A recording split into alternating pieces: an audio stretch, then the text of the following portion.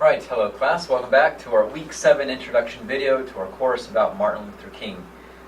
This week, your assignment is to begin making your way through the second portion of the Martin Luther King autobiography, specifically chapters 11 through 20. This portion of the readings will be good for you because we will be getting into the heart of some of King's most famous speeches. We'll be looking specifically at kind of the creation of the protest movement, the sit-in movement, the ideas of nonviolence, and then reading from his letter from Birmingham jail.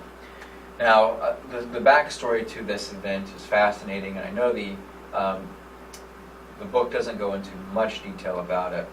But when we talk about the birth of the civil rights movement, what are those events that are really well remembered by history as having an impact?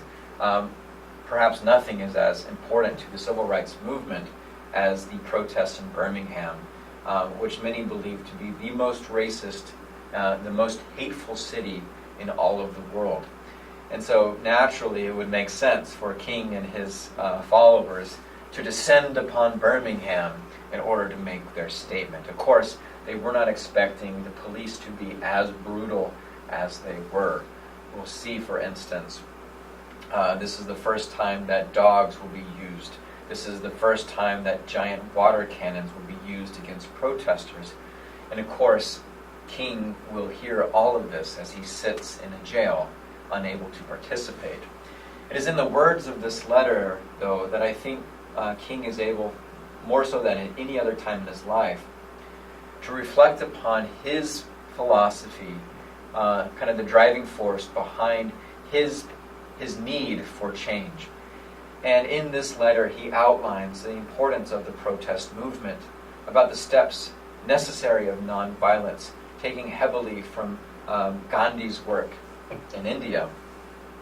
And so our weekly writing assignment this week will be particular to that letter, the letter from Birmingham jail.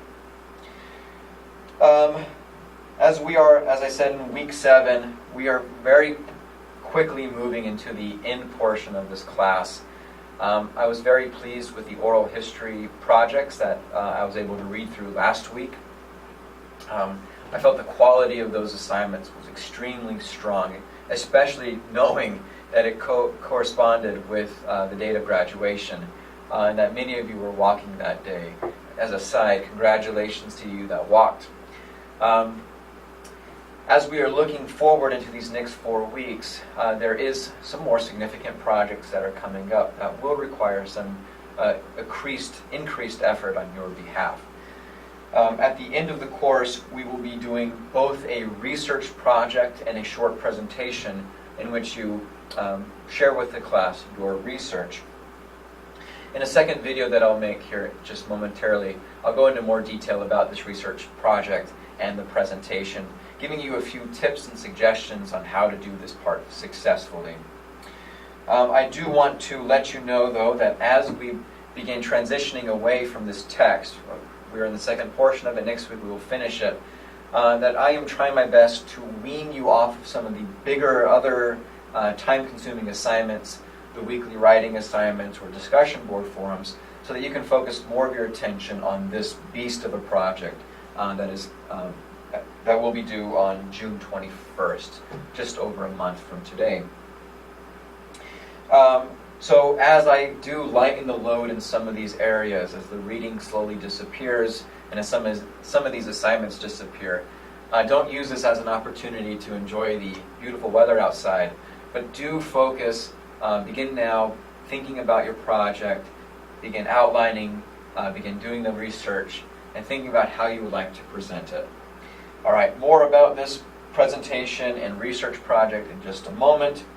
As always, if you have questions about your week's assignments, we just passed the midterm point and midterm grades were given.